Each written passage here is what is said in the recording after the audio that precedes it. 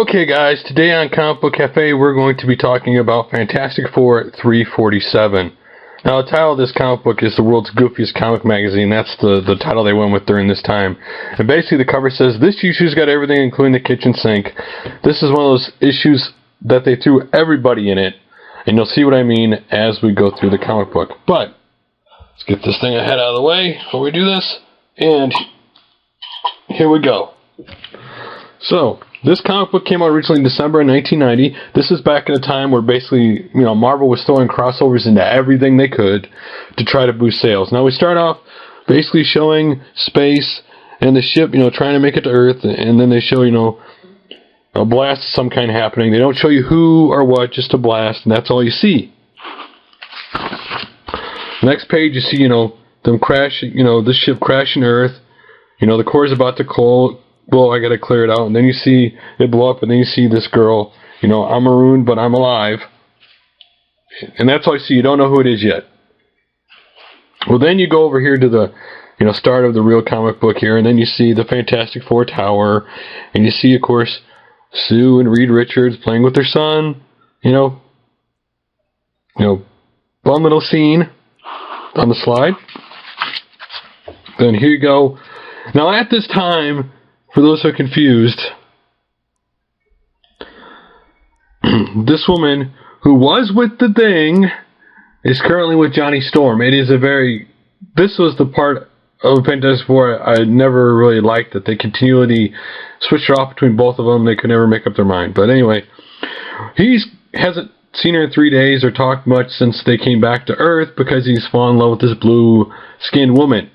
And he doesn't want to admit it. Now here's where this comic book gets goofy, okay? At this time there is a woman Thing, not the original Thing that you know, a woman Thing. And of course the original Thing is in love with her, and except the roles are reversed where he's human and she's the Thing, and she doesn't like being the Thing, just like he didn't, because she can't really, get close to the person she loves. So, just reversing roles, trying to do something to spur the comic book. So here we see another ship, going through space. Then we see that there are the Skrulls, and that they're looking for the woman who crashed in the beginning. And here's that woman disguised, trying to get into this place, which actually, you'll find out what this place is later. Then here she is, he's on the phone, and then boom, she disappears. She didn't know where she goes. So she takes the form of the woman Nebula, one of the women at one time Johnny loved, and is using this disguise to zap him, which she does. Right there, and then he's on the ground. And then here's, of course, Ben, the former Thing. And here's Alice, who's currently, in love with Johnny Storm, though he's still in love with her.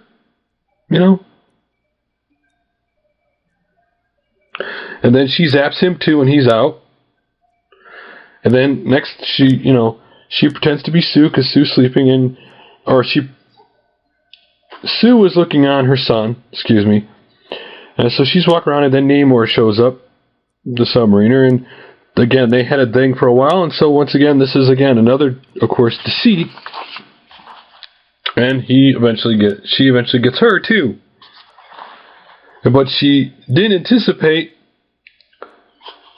Alicia showing up, and so she really quickly hits her and knocks her out. And then here's a scene with the woman Thing and Ben, supposedly.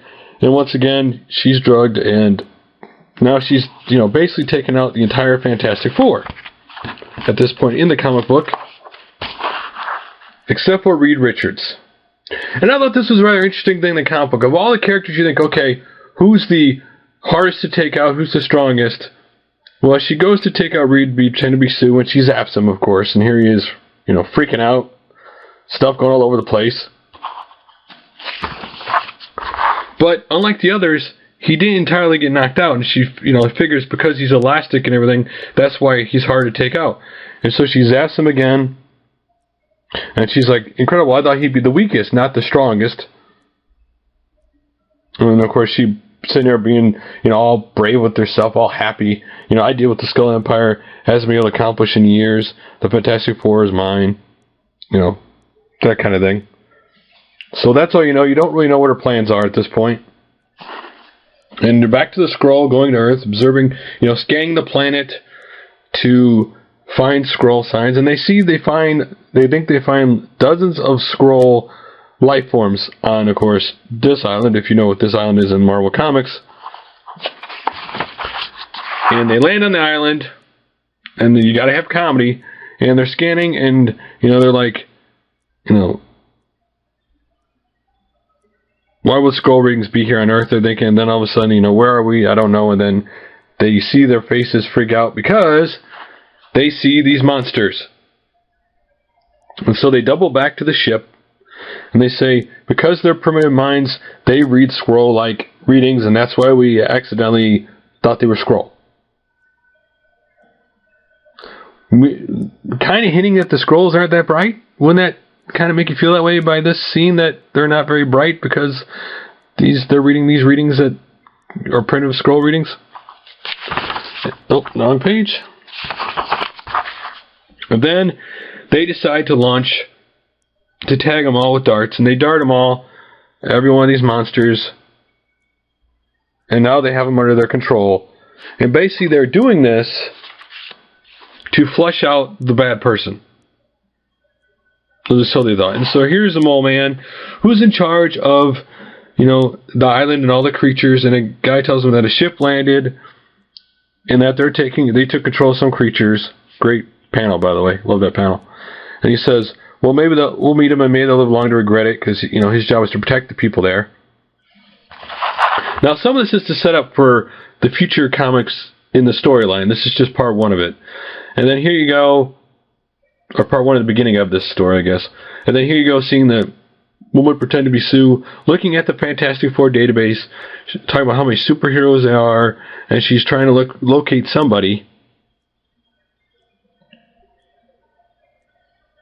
But then she uses the computer and says something about, these are the 4 that I need, and then she sees what's happening.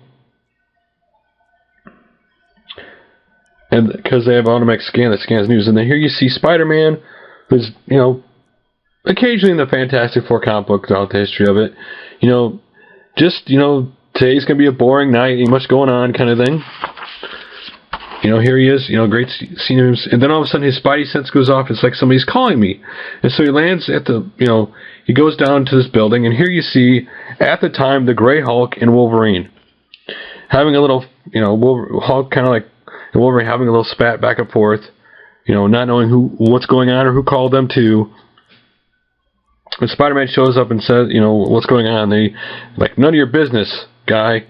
And I forget I asked kind of thing, kind of blowing it off. And then you see somebody come out of the building where they all are, and Hulk's like, don't tell me you're the one who called us. And Wolverine's like, just chill out, Hulk. If it gets tough, I'm beating you. Gonna take care of him, and that's it. It's the Fantastic Four. I bet it's important. And so, all right, tell us what's going on. He goes, it's not me. There's a lady upstairs. And where's the 4th person? They're like, what 4th person? And here you see Ghost Rider zoom past them all. And if you didn't know it was Ghost Rider, they just want to make sure you knew it was Ghost Rider. They're like, cool little thing going out the building. And they're like, oh, he's head straight to the penthouse. And Hulk's like, nobody beats me up there. And Spider-Man's like, I'm pretty sure I wouldn't want to miss a good party. And then Hulk, then the security guard goes, what about you? And Wolverine just says, he blanks out a bad word and show offs. So he takes the elevator. Next time I hear a voice that I'm going to take a nap. Of course, be trying to be funny, and they show them all up there with Mrs. Richards, and I'm glad you guys came, kind of thing. And Hulk's like, tough luck, babe. Nobody fools around my mind. Hulk's in no mood for fairy tales. She goes, wait, I'm gonna show you something, Hulk. And then she shows him the beds, and that she tells him that the Fantastic Four, except for her, are dead. They're like, this can't be possible. And Spider-Man's like, well, this was the reason my spider sense was tingling. It would be something like this. Kind of like questioning why would a spider sense be tingling for something like, death, when usually it's danger.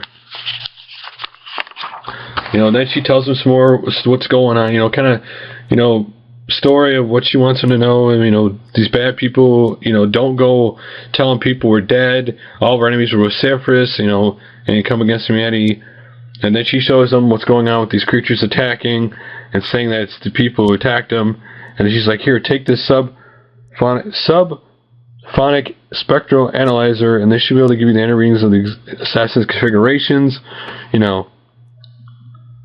Even you four might not be able to stop them, she's trying to say. And then, of course, the ending panel here, where basically the Hulk says, Lady, the one of me can stop anybody, but these guys can come along for the ride. And then, of course, Ghost Rider says what he always does: there shall be vengeance. There shall be a measure of vengeance. And then Spider-Man says, looks like I may be a little late for dinner tonight. And then the Hulk says, or the Wolverine says, just call us the new FF Webhead. Now let's go kick some butt and take some names. And that was the ending of this comic book. Again, it was a setup of the story to have these four guys who were popular at the time temporarily be the new Fantastic Four. But that's the end of this comic book, guys. I hope you liked it. See you guys soon for another comic book in Comic Book Cafe.